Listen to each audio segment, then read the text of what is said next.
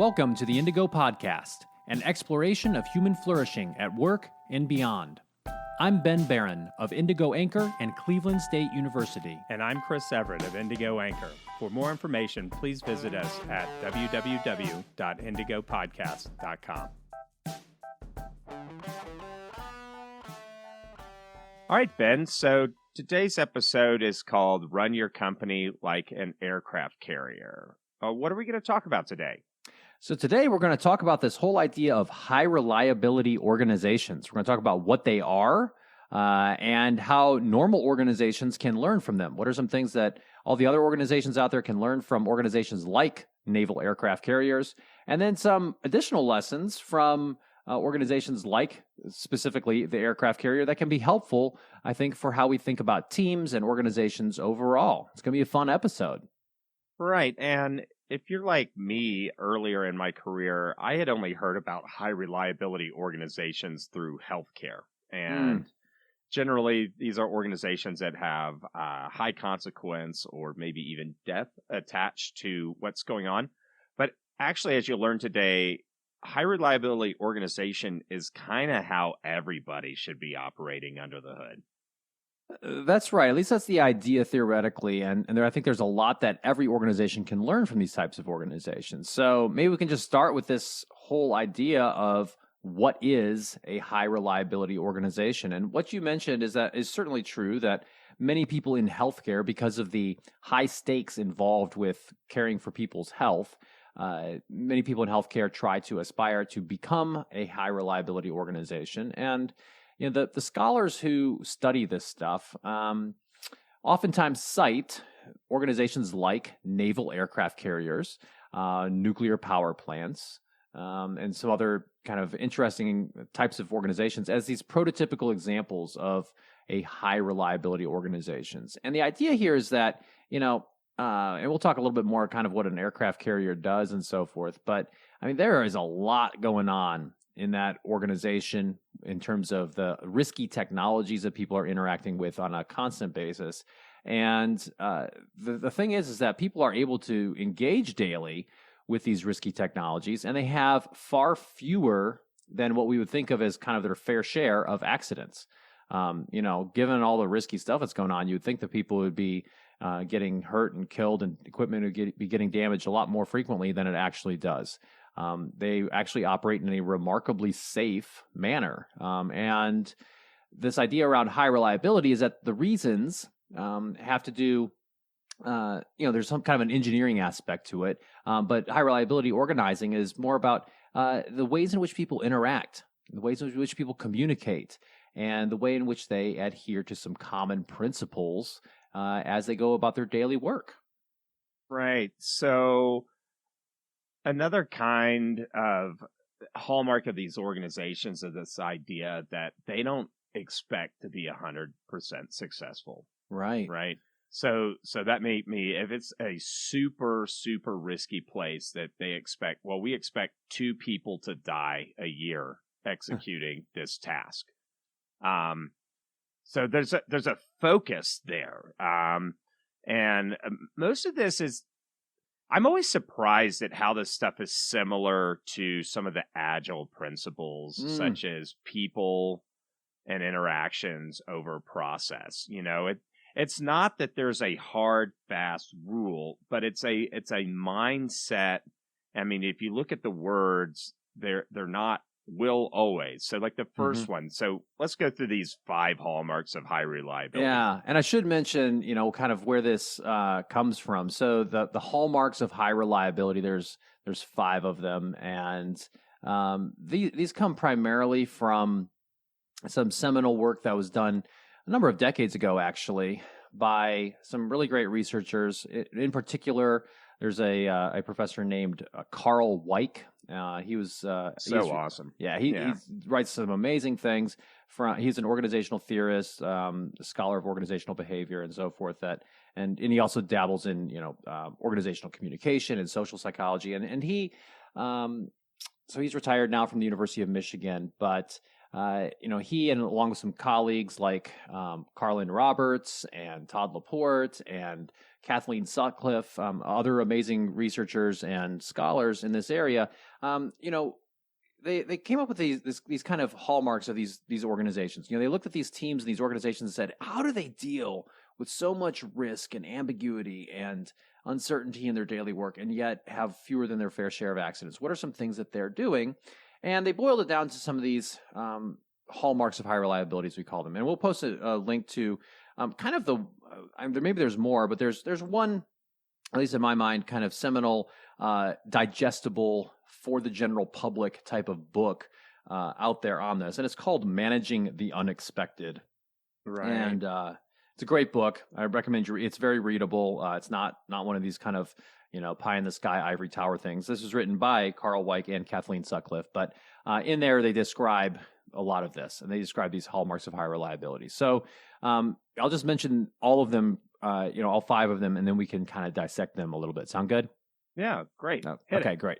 All right. So first one is a preoccupation with failure. Number 2 is a sensitivity to operations. Number 3 is a reluctance to simplify explanations. Number 4, a commitment to resilience. And number 5 is deference of decision-making authority to those with the most expertise.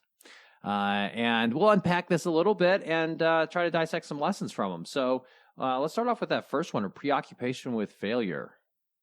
Right. So one of the things that I notice, and, one of the quotes that I talk about in a lot of companies is, hey, are we asleep at the wheel? Right. Right.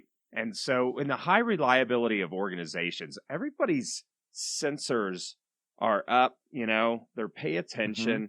And this idea of failure. So a lot of people think about the end results. We failed to meet quarter end sales goals, or we failed at, a forest fire got out of control. Right. But on the preoccupation of failure stuff, we're actually talking about monitoring as things go along. That's little items stack up. And so if you're going about, let's say you're watching somebody walk on a sidewalk, you're just saying, are they kind of within the lane? But we're not saying, hey, that guy's kind of drifting to the right, because it's so normal to see somebody walking on the sidewalk. Yeah. Right. And so, this idea that we're being preoccupied with failure, it kind of runs contrary to many of our conventional notions of leadership, for example. A lot of times, at least popular thinking is that leadership is about rah-rah, inspirational things all the time, which maybe that's a little part of it, but it's not all of it, of course. And you need to be expressly aware as a team, as an organization, what you don't want to happen, right? What are the things that could, that it could be some sort of outcome of a project. It could be, in the case of a surgical team, patient accidents and, patient errors and so forth.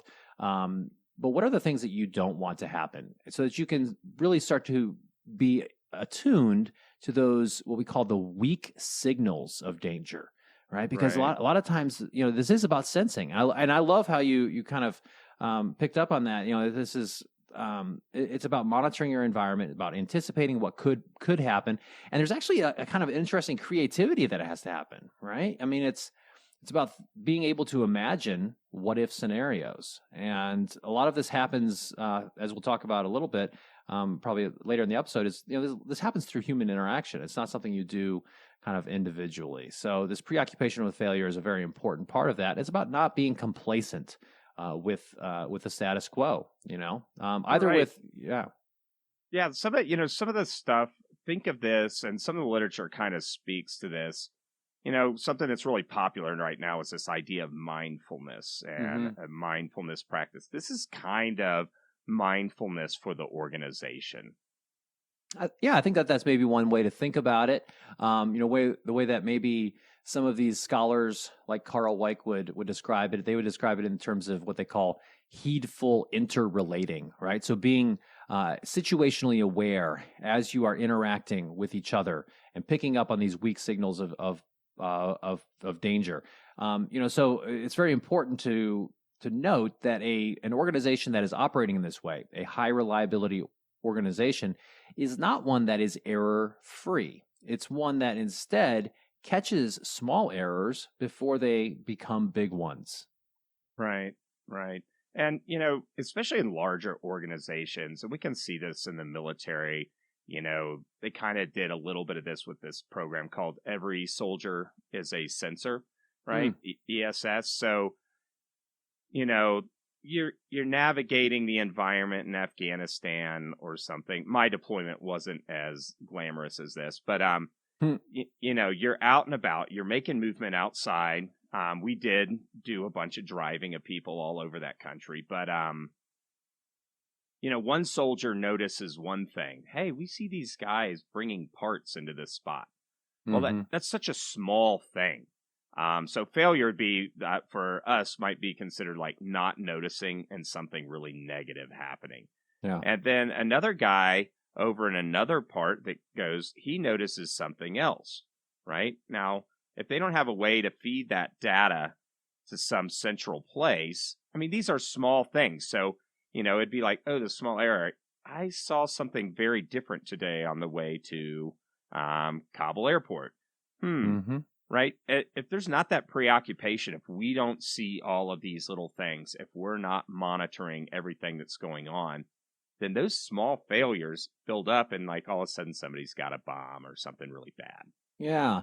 And then, this kind of reminds me of another kind of classic model or kind of a metaphor, a way to think about how accidents and how errors happen in organizations. And this comes from another researcher named James Reason. And he has what's called the Swiss cheese model. And so nice. Yeah. So you imagine, Swiss cheese, of which I'm not particularly fond. It has a bunch of holes in it, right? And they're in kind of different places.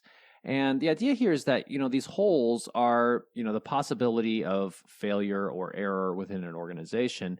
And any one of them might not necessarily cause something bad to happen, but because in an organization you have a bunch of different slices of this Swiss cheese. However, when they, by virtue of chance or maybe because leaders and other people ignored something, they start to line up, and you then suddenly have a bunch of holes that line up. Then these small errors all can lead up to and create a catastrophe. And so, it's this idea that these small things do matter. And noticing things at a small level really is important. So, hey, that pile of trash on the side of the road on the way to Kabul airport, that seems to be different than it was yesterday, or, those types of things. It's a lot of this is about noticing and being creative and thinking about what's going on in your environment. Right. And for marketing professionals, this is all of a sudden our competitor slapped us upside the head, right? And now you've lost a bunch of market share. You're staring down at your foot while your boss is screaming at you, right? If you're in one of those organizations. And then you start to piece it back together. And so a lot of this stuff for the high reliability organizations was like, things came off the rails really badly. What happened? And you don't want to be that company organization that's looking like, oh, we had no idea what was going down with our competitor. Yeah. Because most competitors don't have the super secret sauce like maybe some of those bigger Silicon Valley guys. Like, we don't necessarily know what's in the new iPhone that much before it comes out. Got it. But this other stuff, so preoccupation with failure for you as a company may be, how do we fail to maintain or increase our place in the marketplace? Right. Yeah, and we'll talk about this a little bit, in the next section when we talk about kind of what normal organizations, so to speak, can learn from these. But I think it's also important to note that this preoccupation with failure, it might not just be your marketing department, but it could be, what are some of the people who are running the cash registers at your fast food restaurant? Are they starting to notice about different things that customers are doing or saying? Right? I mean, it's these very weak signals that could be happening. I mean, in other parts of the organization, there's no premium on this type of knowledge just within marketing and so forth. So, sensing from everywhere. Every soldier is a sensor, I suppose. Right? Yeah, and I've actually got a quote here from this guy named Rockland that's in the paper that HROs or high reliability organizations, quote, seek an ideal of perfection but never expect to achieve it. Mm. They demand complete safety, but never expect it. They dread surprise, but always anticipate it. They deliver reliability, but never take it for granted. This is so great. I just I just swooned. That's amazing. Let's keep going. They live by the book, but are unwilling to die by it. If these beliefs seem wonderfully contradictory, those who express them are under no particular pressure to rationalize their paradoxes. Indeed, they seem actively to resist such rationalization. So this is kind of where it's kind of like the Agile principles, like really, this over this. And this is really about a mindset for your organization. But yeah, let's go to the second one. Yeah. Fantastic. So the next one is what's called a sensitivity to operations. And this is not just thinking about operations as, your business function of operations, but this is really about being in tune with those people, those sensors in your organization who are close to the front line. And since you just did a quote, I'll do a quote from Managing the Unexpected right here. It says that HROs are sensitive to operations. They are attentive to the front line where the real work gets done. The big picture in HROs is less strategic and more situational than is true of most other organizations. When people have well-developed situational awareness, they can make the continuous adjustments that prevent errors from accumulating and enlarging. And, so that's this idea that we're not just being kind of robots going through our day-to-day business. And that's hard because we like routines. We like predictability. We don't, we are kind of built to some degree to, want to do things in the same way, just out of ease. And being sensitive to, those weak signals of danger is really what this is about. So, for example, when I was on active duty in the Navy, I helped run the engineering department on a Navy destroyer, and this sensitivity to operations there would be, hey, like this maybe junior level person who's an expert on the gas turbine engines, seems to notice that something seems off, like it's not sounding right, or perhaps they've noticed that something just doesn't seem to be operating the way that it should be, and they raise that flag, and that there's a way for them to talk about it and for that to be dealt with before it becomes something bigger. Right. Generally, in sensitivity to operations in large organizations, they've got some kind of dashboard or something. They talk about leading indicators, right. Key performance indicators, lagging, that kind of stuff.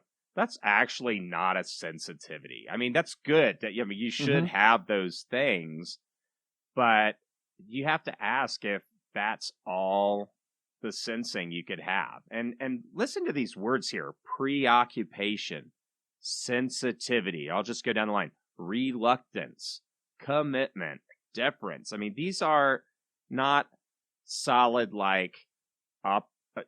operations conducted according to the training manual, or right. Right? These are the touchy-feely elements here. They are, and the thing is that what in some of the most non-touchy-feely industries, we've found that these are critical for success.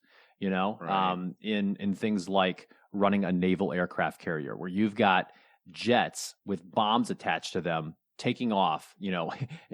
Every couple minutes you got another one coming or going, and there's people actually on the deck while this is happening. I mean, it's insane, and maybe we'll post a couple. There's so the USS Abraham Lincoln, and I'm sure some of the other big aircraft carriers, in the United States Navy do this as well. But they have a cool Facebook page with some great video, that they've done, and maybe we'll put some of that in the show notes so people can actually get a sense for this and kind of what it looks like. So sensitivity to operations, being in tune with what's going on at the front lines. Maybe we'll move on now to this idea of reluctance to simplify explanations. And again, this goes contrary to, what many of us, at least I'll just speak personally, I used to think that leadership was about being decisive and, simplifying things. And to some degree it still is. And yet, this is the paradoxical nature of this. you have to be kind of questioning your own judgment. Carl Weick actually oftentimes says, that you should argue as if you are right and listen as if you are wrong. And I think that's this kind of idea of being reluctant to simplify explanations to kind of easy, answers. Yeah, and just to get some empathy on this, I think all of us, or most of us, have been in a situation where something goes off the rails, or there's a problem that's ongoing we need to fix, and the boss is like, "Hey, what's going on?" And you try to describe it, and they give you the kind of Reddit, explain it to me like I'm 5. Mm-hmm. And you have to go, it's just not that simple. It's not a 1 + 1 = 2 here, right? Right. There's this that contributes to this, and then the best managers will be like, all right, Sarah, Bob, let's take a look. And then they can see that broader picture because, when we talk about preoccupation with failure, it's, that little thing, that's not so bad. Things aren't going so bad. I just see this little thing, and you're not reporting it up so they can get a picture like, ooh, 5 of these littles become a big, right? On the reluctance to simplify explanations, if you've been in that situation where you're trying to explain it to your boss what's wrong, and they just want it simple, you know that, hey, you're in that red zone of reluctance to simplify explanations. Yeah. And so I think it's, sometimes when you're offered, when someone suggests something as being, oh, well, this is like this thing, being reluctant to simplify it says, well, wait, hold on a second. Is it really, right? Can we truly make that judgment? And here's an example from another one from Managing the Unexpected, talking about the Columbia space shuttle disaster, which, so it talks about this. It says, for example, the burst of debris at the root of the left wing of the Columbia Space Shuttle, which was observed 82 seconds into the launch on January 16, 2003, was interpreted as an event that was almost, quote, in family. By this, NASA top management meant that the event was largely analyzed, reportable, and understood, right? They were wrong. And so this idea that, hey, this thing happened and we understand it. They were wrong, and this because then if I remember the scenario correctly, right, it was upon re-entry into the atmosphere that the Columbia Space Shuttle, exploded. So it is because of some of these things that happened during the launch, and so being careful that you are always kind of questioning: is this really what's going on?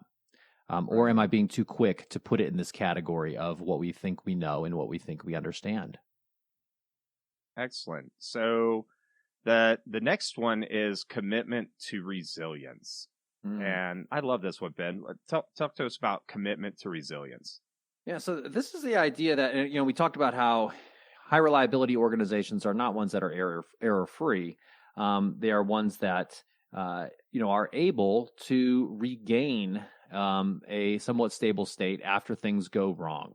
And being committed to that throughout, and realizing that your system is not perfect, and that things will go wrong, as you already mentioned a little bit, right?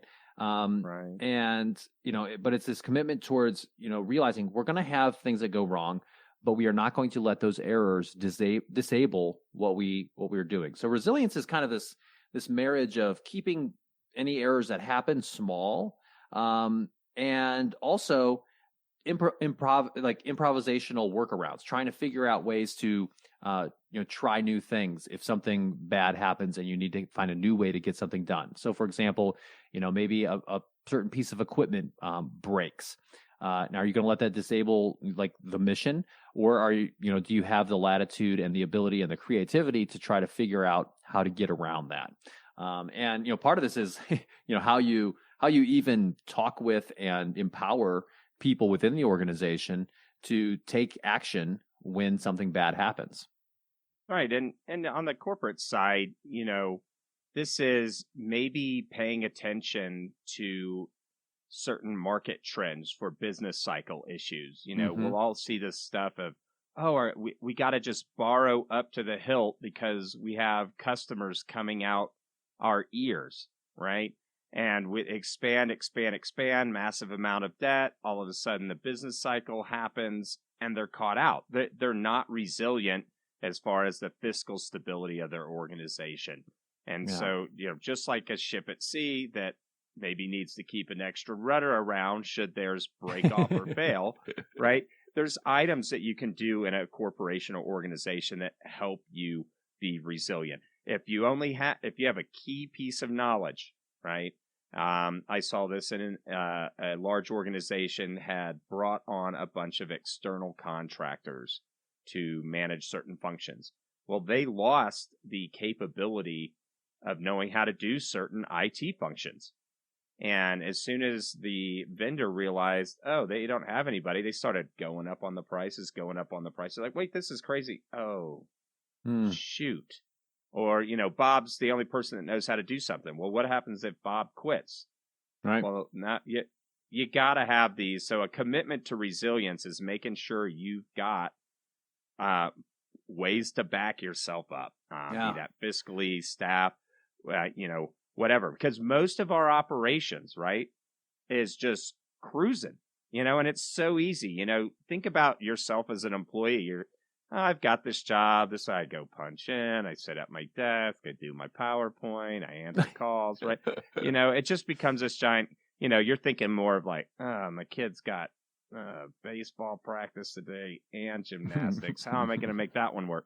That it's hard for us as humans because we like to get to that cruise function, but a commitment to resilience is making sure you have those backups, whatever they need to be. Yeah. And so, kind of a key leadership function in a high reliability organization is to break, puncture that complacency that can happen and to, have there be, be it through training, be it through, trying to help people think differently by just facilitating the conversations better within and among different groups is very important. So excellent. The last hallmark of high reliability organizations is this idea of what we call deference to expertise, or deferring decision-making authority to those people who have the most knowledge about it. And this seems to make a lot of intuitive sense, but it doesn't always happen, does it? No. And, I think of old Tom Nichols, who talks about expertise. We live in an era where people are skeptical about expertise. And I think we need to understand what expertise is, and and I like how the first one is preoccupation with failure, and then the last one is deference to those with expertise. So people with expertise, and if you're a layperson out there and you've got 30 years experience on a certain manufacturing process or something, if some moron comes in from the glass office up on the hill where corporate is, and it's going to come down and tell you what's what, you're kind of offended, right? Because you have some expertise. However, what we're really trying to do with this whole high reliability organization is make sure we're firing all cylinders. So if you're an expert, generally you can go and just make a decision. But the expertise decision-making literature, especially doing with medical doctors that diagnose, with chess players that make chess moves, the assumption can be that expert's always going to be right. But you actually have to have both, because if you're an expert, you tend to see patterns more acutely than others. You've been doing it for years. You're like, oh yeah, it's probably that. But for people who are skeptical of experts, but they miss it all the time.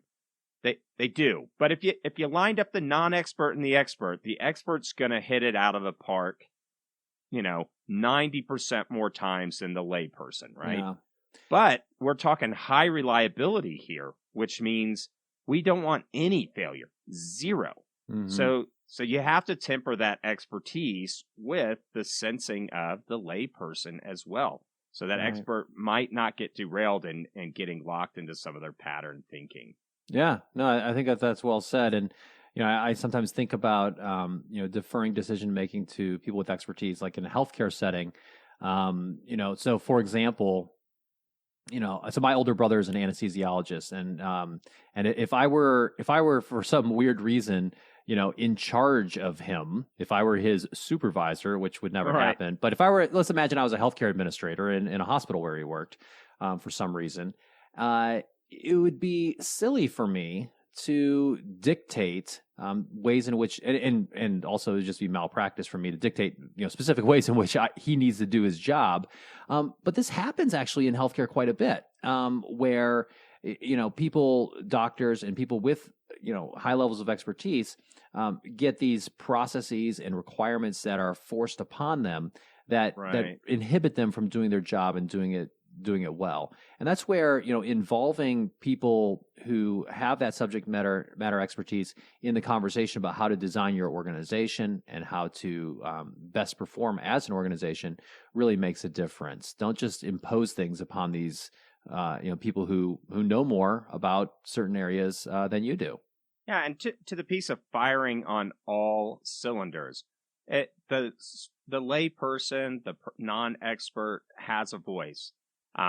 Sometimes the expert, people notice small things that are like, wait, this isn't quite right. Oh, no, but the expert's here.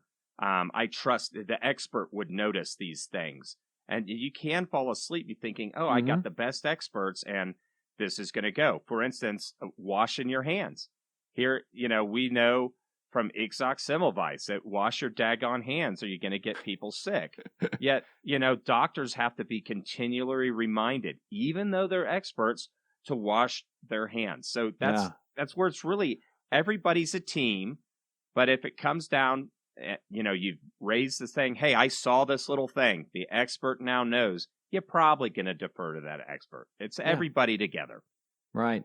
Yeah. And so, one way that this plays out on a naval aircraft carrier is that anybody like on the flight deck, if they notice something that's going wrong, they not only have the ability, but also the obligation to immediately raise a red flag and say, hey, we need to, wave off that aircraft that's coming in because, hey, something's fouled up on the deck and could cause a problem. And they have that ability to interject right away. And they have a lot of power at that instance, even if they are not, and oftentimes they are not, a high-ranking individual in that organizational hierarchy. So, one thing. So those are the hallmarks of high reliability. I think I think it's good for us to mention that if an organization is trying to do this, it absolutely requires support and commitment from top leadership, right? All right. You can't say, and now I read this book, and now we're a high reliability organization. Right. Or guys, here, go read this book and make this stuff happen. That it doesn't work that way. If you're at the top of the organization, you have to learn about it. You have to support these activities, and you have to make a commitment because it's a mindset, just like the agile stuff. This is a mindset, not a check the box. Right. And, a lot of organizations, I think, pay lip service to this idea. They say, oh, that sounds great. But they aren't willing to devote the attention that's necessary to develop kind of these really important cultural norms about how we're going to interact. And even, ideas about where does truth come from in our organization? Does truth only come, does truth only come from above, or can anyone provide important information? And if just, spoiler alert, if you are in the camp that truth only comes from above, probably not a high reliability organization. Right. And so even though a lot of this, the literature on this comes from healthcare or, firefighters, risky places, right? This is really any team or organization that deals with ambiguity and uncertainty, which is like everybody at this point, right? I think so. Companies aren't surviving as long as you would hope they were, right? Right. And I think this is, I really like that you made the connection between, these sense-making types of activities and what oftentimes gets talked about in terms of, being an agile organization, or some of the principles of agile, for example, from software development and so forth, because it is about dealing with the unexpected. It's about dealing with change. It's about dealing with errors and things that go wrong. And as you mentioned, ambiguity, uncertainty, these are, I would argue, highly common features of organizational life. And probably, they are becoming a little bit more common with, more quickly advancing technology, with kind of some of these other advancements that are making changes in our environment a little bit more frequent. So that kind of moves us to this second piece, which is, okay, so there's all this great stuff around high reliability and what a high reliability organization is. Now we need to think about, is there anything that a quote unquote normal organization, if you're not a naval aircraft carrier, which most organizations are not, what can you learn from them? Right. So organizations kind of fall on a bit of this spectrum of those that are built for efficiency, hierarchy and stability. And those forms of organization are fine when everything is stable in your environment. But it never is, right? The whole part of the agile movement, if we look at software development back in the day or project management today, it's like massive upfront planning, which can be okay, I guess, if you're building like a dam or a bridge, but stuff changes. How long is it going to take you to build this bridge, Ben? I don't know until I send divers down to see what the ground looks like before we put the concrete piers in or something. Right. So there's these ideas of where things come. So one of the agile statements on this is responding to change over making a plan. Now, it's not that we don't plan, but if you're very fixed in your hierarchy, that's fine, and your organization might be optimized if nothing changes. But things are always changing, and so that's why, like in HR and a lot of this stuff, we have shifting org charts, and depending on the volatility of the environment that people find themselves in. Right. And, you mentioned planning. I think planning is a very interesting topic. And I think this is another kind of paradoxical thing where, as Dwight Eisenhower is sometimes quoted as saying, planning is priceless, plans are useless.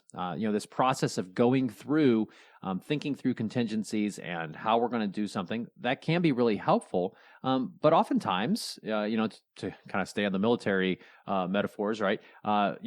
Most plans don't survive first contact with the enemy. Once a bullet gets shot, yeah, or as the scholar Mike Tyson once said, everybody's got a plan until he gets punched in the mouth. Right. I love it.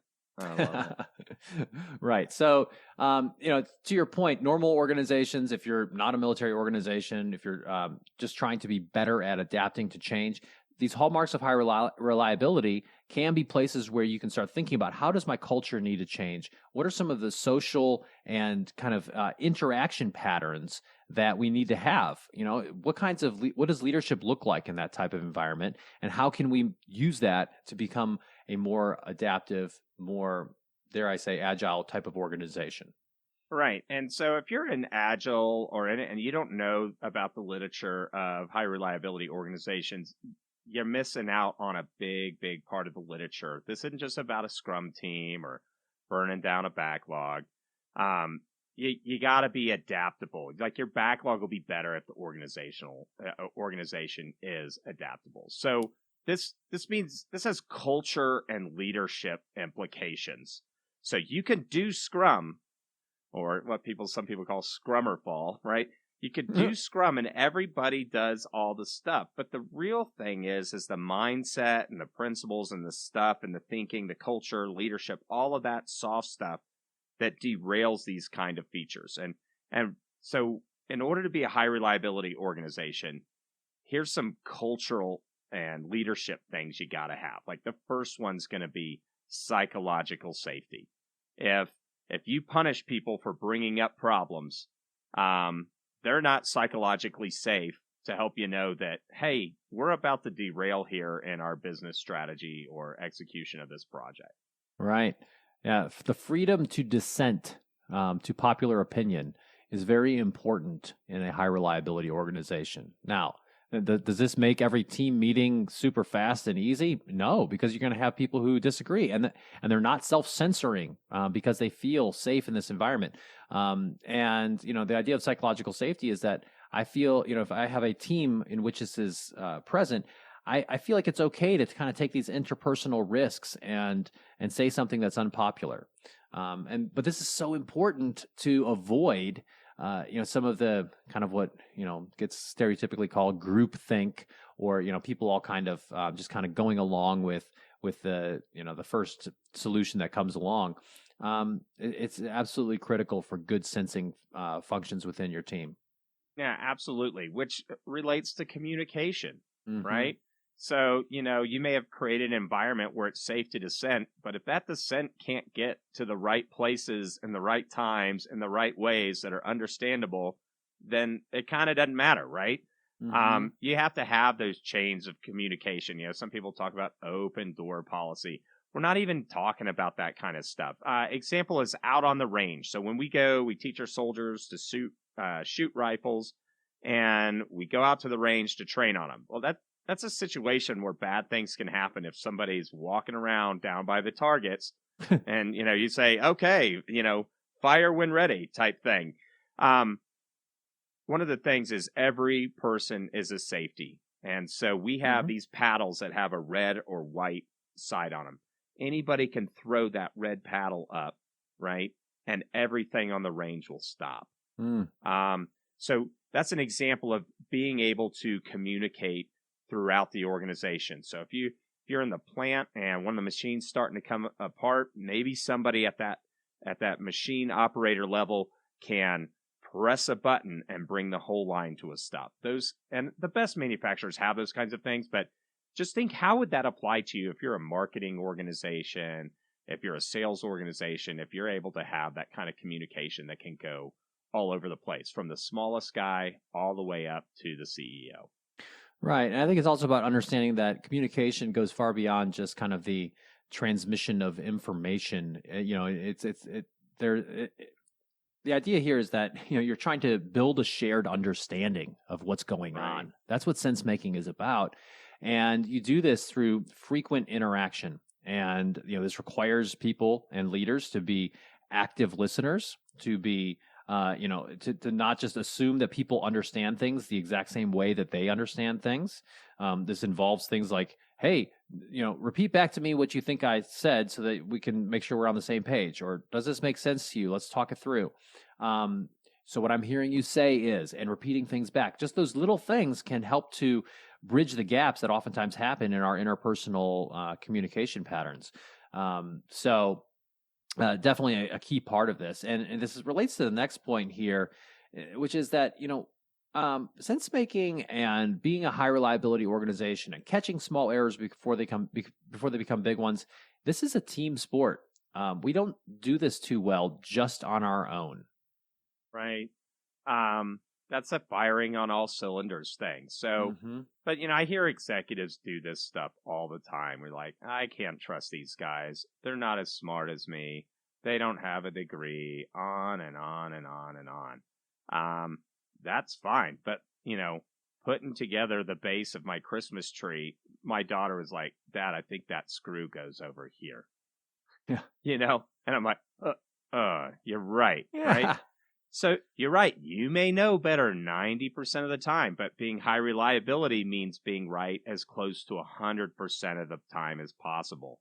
So you can't be complacent there. You need to be listening, which brings us to another thing, being careful with power and authority.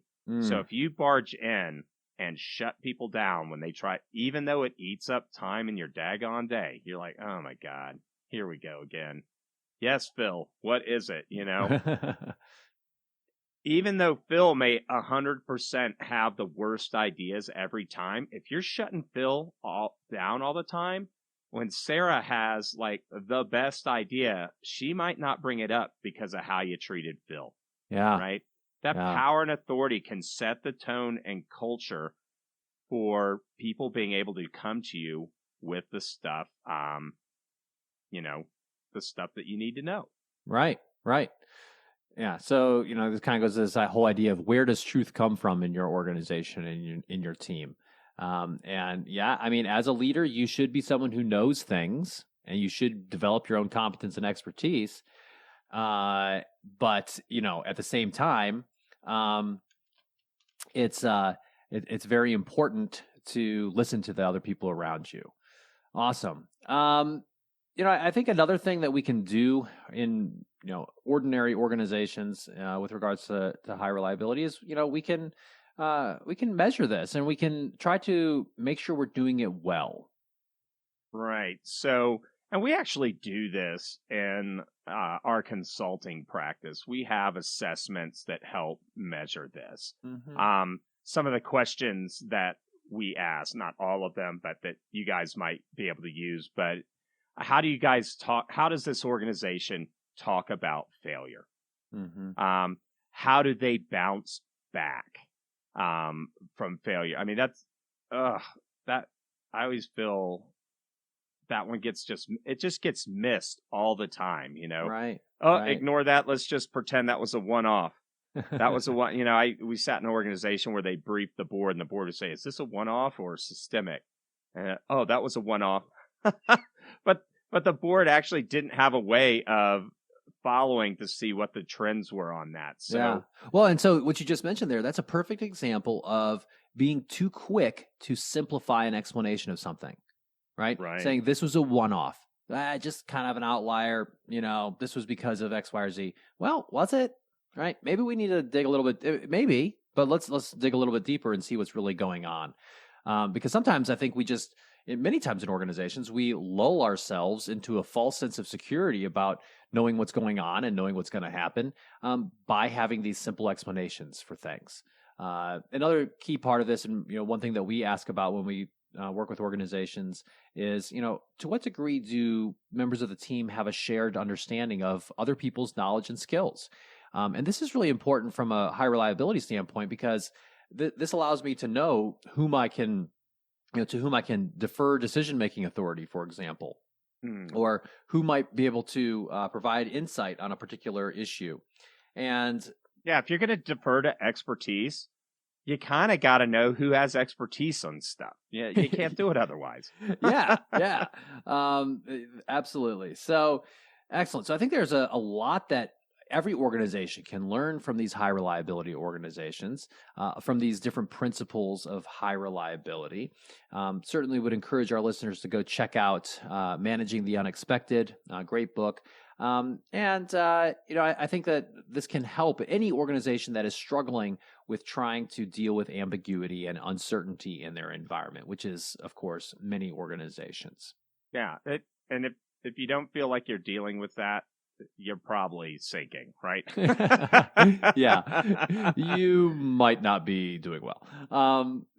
That's right. So I think now maybe we can just quickly talk about, kind of related to these ideas of high reliability, some other kind of specific things, lessons that we can learn from modern aircraft carriers that can be helpful. And this actually, I wrote a blog post that details some of these things, and this came from a corporate event actually that I was fortunate to participate in, where we took some people from a company to an aircraft carrier. So these were civilians who had little to no knowledge about what aircraft carriers do, and they went and did a tour of this aircraft carrier, and then we had a kind of a conversation afterwards, a debrief about, hey, what did we just experience? What are some things you learned, and so forth. And one thing that they do on aircraft carriers that's really cool is they are very explicit about who is supposed to be doing what, especially on the flight deck. That's a very dangerous area on an aircraft carrier because you have a lot of moving parts, big dangerous things moving around quickly. And one thing that they do is they're very explicit about whose job is whose, and they actually wear different color shirts to indicate this, right? And that can be very helpful. So, I think you could think about this in terms of any team. Hey, do you have a good understanding of who is doing what on the team and who is not? Because otherwise, you might be missing some opportunities for effectiveness. Right. And not only that, in organizations, one of the things that we diagnose all the time is role confusion.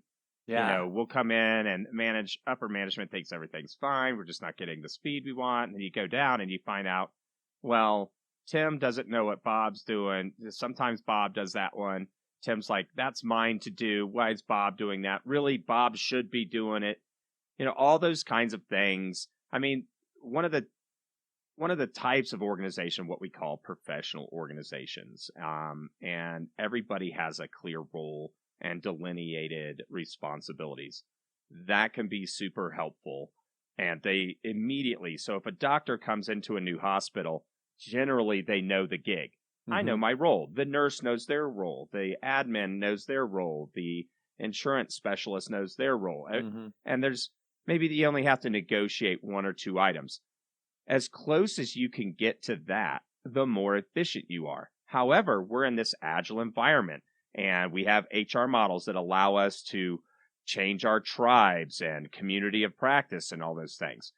The key point here is not that everybody has a fixed role and it's not adaptable. It's that there is role clarity. So if something happens, you have to change your organization, or if you have one of those really cool, flexible org charts where people reset how they are every day, week, month, whatever, day would be challenging, right? Because you kind of have to renegotiate role clarity so you can start flying in a high reliability way. That's right. That's right.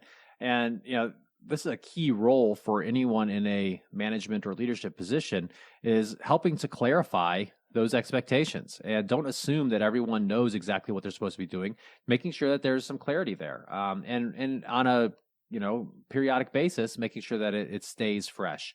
So that's role clarity. Another key piece that is very important, I think this is, you may have some examples too from the Army, but, having a shared language about how you're going to talk about things and how you're going to give and respond to directions and commands.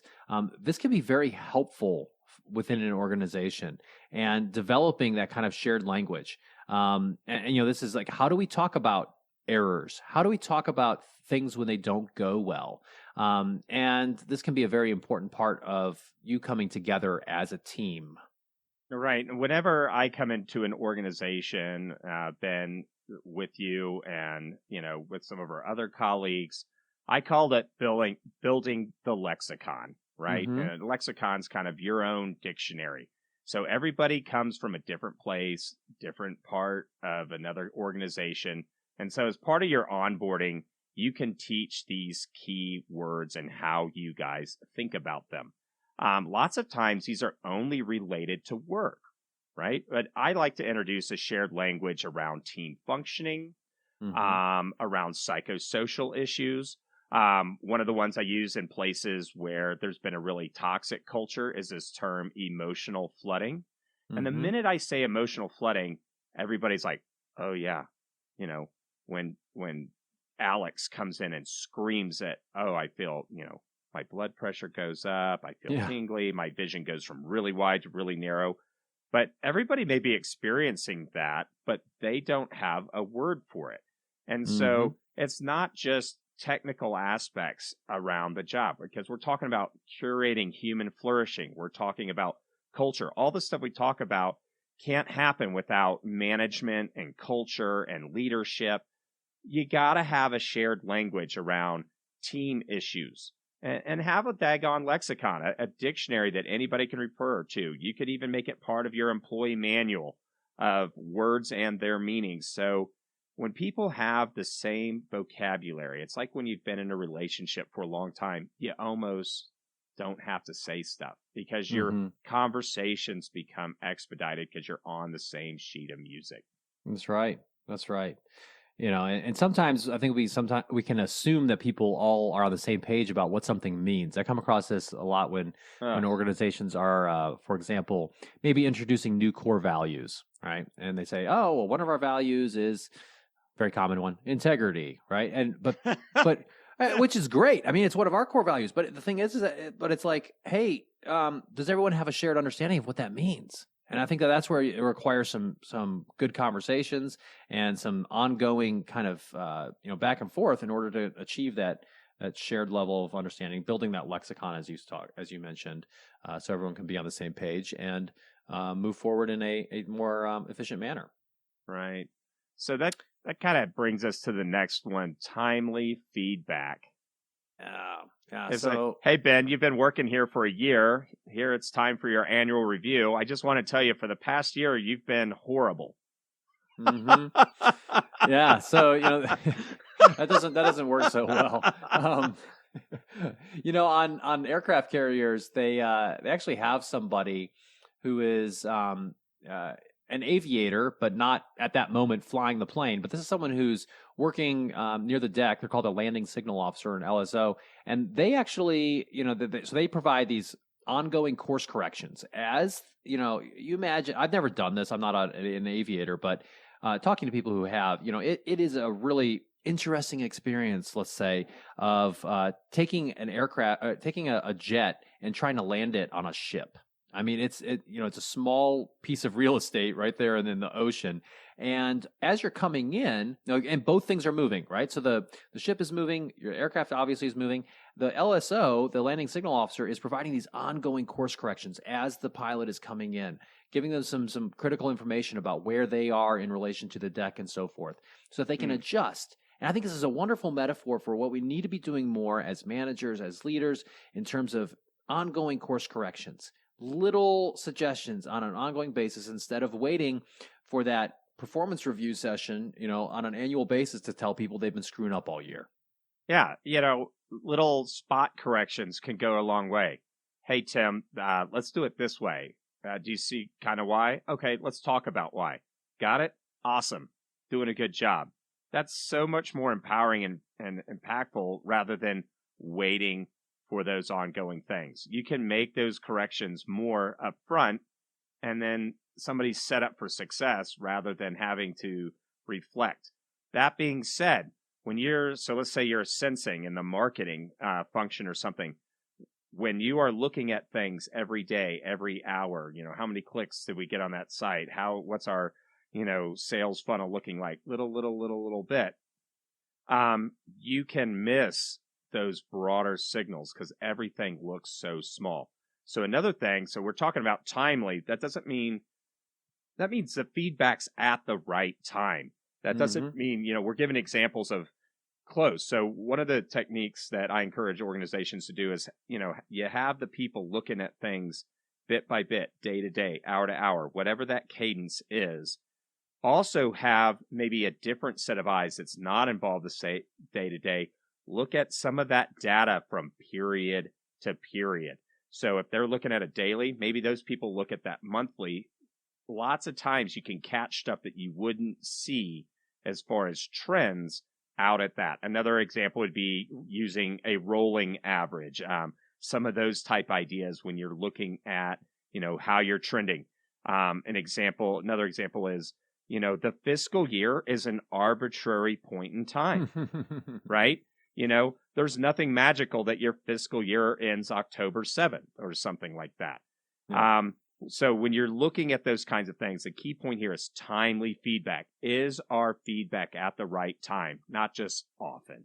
Right. And what this can help you do, leading into this last point, is it can help you build some situational awareness. So going back to the aircraft carrier, this is a massive ship that, when it's deployed has something like, 5,000 people aboard. I mean, it really is an engineering and organizational marvel. But, so while they're landing aircraft and having aircraft take off, they're also moving somewhere. Somebody's got to be keeping in mind the kind of the short and the long-term mission. They've got to, maintain a specific course and speed. They've got to know what's ahead of them, trying to figure out where they're going to be in the next few days, monitoring any threats and so forth. And I think that this kind of highlights this conundrum and this paradox that we all have as managers, as leaders, which is, you've got to get stuff done on a daily basis. And yet at the same time, you can't keep your head down too much. This is kind of one of those both and things. You also must maintain awareness of what's going on long term, right? I think there is a tendency for many managers and even executives that I've been in contact with to get in the habit of just going from one fire to the next, putting out fires, so to speak. And, that's just suboptimal, I'll say, in the long run. So the typical diagnosis is, oh, we're putting out fires every day. We need to get more disciplined process, see some leading indicators, and then you get everything under control, and then you're asleep at the wheel because you feel like you got everything under control. You're not aware that things are slowly changing. You're not sensing or, as we say, like mindfulness for the organization type behaviors. So we've got data, analytics, all of those things are helpful, but they can also lull us into a false sense of security. And that's why it's important that we have the people portion of our organization fully engaged. That's right. That's right.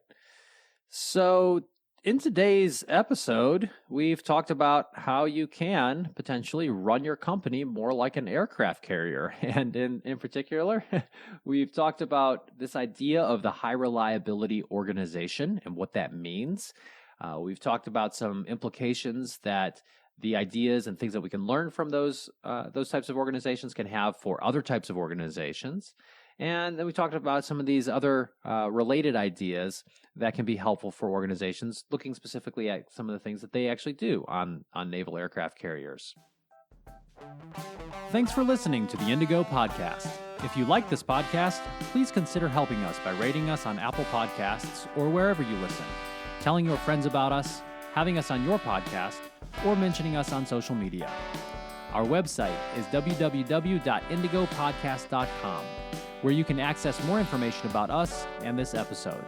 Thanks again, and we look forward to talking with you again soon.